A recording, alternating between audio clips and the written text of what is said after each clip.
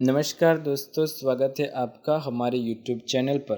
दोस्तों, आज हम इस वीडियो में जानने वाले हैं ये आसान ज्योतिष उपाय खत्म करेंगे पैसों की किल्लत, जमकर बरसेगा धन। दोस्तों, शास्त्रों में धन की कमी, बीमारियों और ग्रह दोषों से मुक्ति के लिए कुछ उपाय बताए गए हैं। इन उपायों से माता लक्ष्मी की कृपा पाने में मदद मिलती है। तो आइए जानते हैं ज्योतिष शास्त्र में बताए गए कुछ महत्वपूर्ण उपायों के बारे में। अक्सर हम अपने आसपास मौजूद लोगों और परिचितों से यह बात सुनते हैं कि इनकम तो अच्छी है लेकिन धन जमा नहीं हो पाता, पैसों की किल्लत बनी रहती है और मेहनत करने के बावजूद भी अच्छी सफलता नहीं मिल पाती। इसके अलावा जीवन में छोटी बड़ी परेशानियों और बीमारियां लगी रहती है। अगर आपके साथ भी धन संबंधित परेशानियां बनी रहती है तो वह आपके घर में मौजूद वास्तु दोष के कारण ऐसा हो सकता है। शास्त्रों में धन की कमी, बीमारियां और ग्रह दोषों से मुक्ति के लिए कुछ उपाय बताए गए।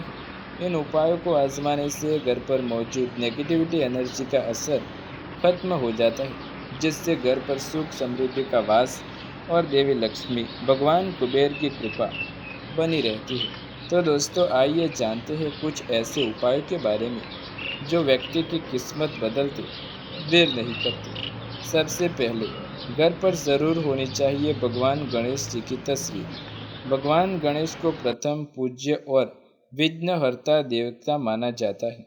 शुभ और मंगल कार्यों में सबसे पहले भगवान गणेश की पूजा की जाती है।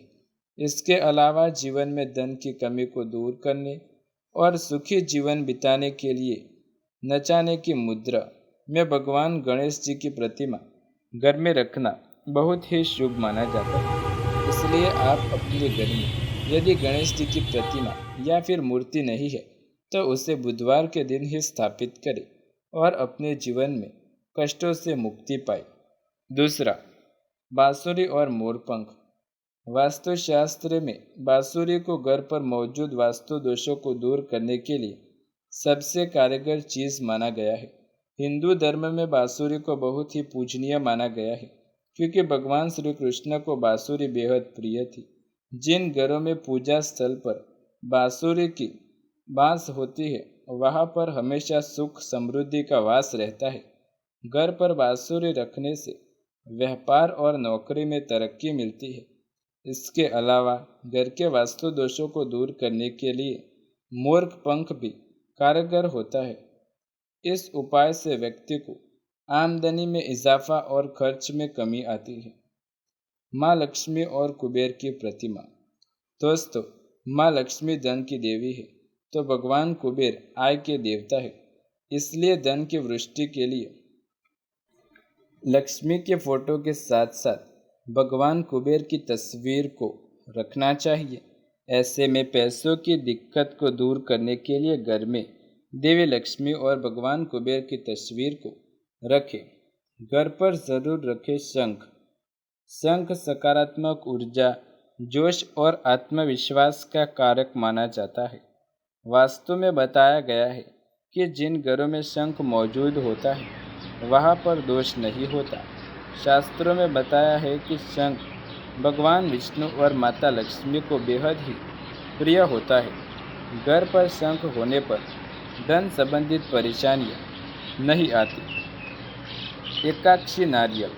ऐसी मान्यता है जिन घरों में एकाक्षी नारियल होता है वहाँ पर सदैव माँ लक्ष्मी का वास और उनकी कृपा बनी रहती है। नारियल, जिसे श्रीफल भी कहा जाता है, इसमें देवी लक्ष्मी का स्वरूप माना जाता है। ऐसी मान्यता है कि घर पर एकाक्षी नारियल रखने से व्यक्ति के जीवन में आर्थिक संकट आते हैं वो कम हो जाते हैं। दोस्तों, ये तो हमने जान लिया धन संबंधित परेशानियों को दूर करने के लिए कुछ उपाय। आइए जान लेते हैं। शाम के समय करते हैं ईश्वर की पूजा तो जानने हैं जरूरी कुछ नियम। सभी धर्मों से जुड़े व्यक्ति जो ईश्वर पर आस्था रखते हैं वे प्रतिदिन उनकी साधना आराधना जरूर करते हैं। ईश्वर की साधना के लिए कोई सुबह का समय चुनता है तो कोई शाम का समय। तसल्ली के साथ उनके लिए पूजा पाठ करते हैं। यदि आप भी शाम के समय अपने आराध्य देव देवता की पूजा करते हैं तो उससे जुड़े ज़रूरी नियम जानने के लिए हमारे साथ जुड़े रहे। सनातन परंपरा समेत सभी धर्मों में ईश्वर की आराधना को बहुत शुभ और पुण्यदायी माना गया है। हालांकि हर धर्म में ईश्वर की आराधना के लिए अलग अलग नियम और तौर तरीके दर्शाए गए हैं। सनातन परंपरा या हिंदू धर्म के अनुसार अपने आराध्य को प्रसन्न करने के लिए कई तरह उपाय अपनाए जाते हैं, जिनमें सबसे प्रमुख पूजा पाठ है। हिंदू धर्म में पूजा पाठ का एक अलग ही महत्व बताया गया है। मनोकामनाओं की पूर्ति और जीवन में सुख सौभाग्य को पाने के लिए श्रद्धालु पूजा पाठ के अलावा हवन मंत्र का जाप, व्रत आदि रखते हैं। मान्यता है कि ऐसा करने से देवी देवताओं को प्रसन्न किया जाता है। इन धार्मिक और आध्यात्मिक तौर तरीकों से देवों को प्रसन्न करने में व्यक्ति को मदद मिलती है। पूजा पाठ करने का हर किसी का अपना तरीका होता है। कोई सुबह पूजा पाठ करता है तो कोई शाम के समय पूजा पाठ करता है। शास्त्रों में कहा गया है कि सुबह स्नान करने के बाद भोज करने से पहले देवी देवताओं को नमन जरूर करना चाहिए। वही शाम के समय पूजा करना भी शुभ माना जाता है। अगर आप भी शाम के समय पूजा करते हैं तो कुछ नियमों का पालन करना चाहिए जो अनिवार्य है। तो आइए जानते हैं उन 3 नियमों के बारे में जो पूजा करते समय ध्यान में रखने चाहिए। हिंदू धर्म में भले ही शाम के समय भी पूजा का महत्व बताया गया हो, लेकिन इसके साथ कुछ नियमों का पालन करना भी जरूरी है। अगर आप सूर्यास्त के बाद पूजा पाठ कर रहे हैं तो इस दौरान शंख या घंटी न बजाएं। कई लोग मंदिरों में शाम के समय दर्शन करने जाते हैं और वहां मौजूद घंटियों को बजाते हैं।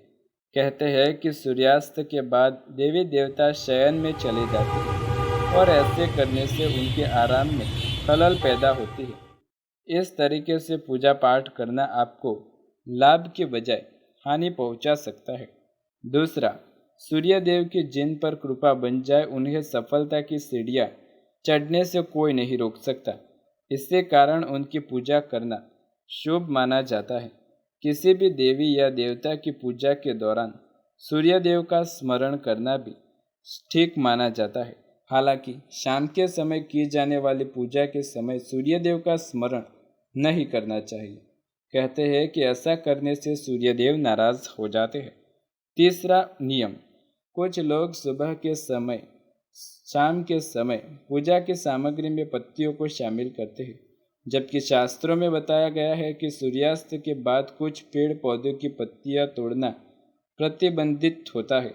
तुलसी के पत्तों को शाम के समय बिल्कुल नहीं तोड़ना चाहिए, चाहे आपका उद्देश्य पूजा या उसका कोई उपयोग ही क्यों न हो।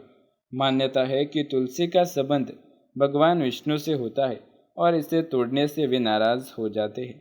तो दोस्तों, यदि वीडियो पसंद आए तो लाइक शेयर कमेंट कर दें। चैनल पर नए हैं तो सब्सक्राइब करके बेल आइकन ज़रूर दबाएं। ऐसे ही नए वीडियो देखने के लिए हमारे चैनल के साथ जुड़े रहे। मिलते हैं अगले वीडियो में, तब तक के लिए धन्यवाद।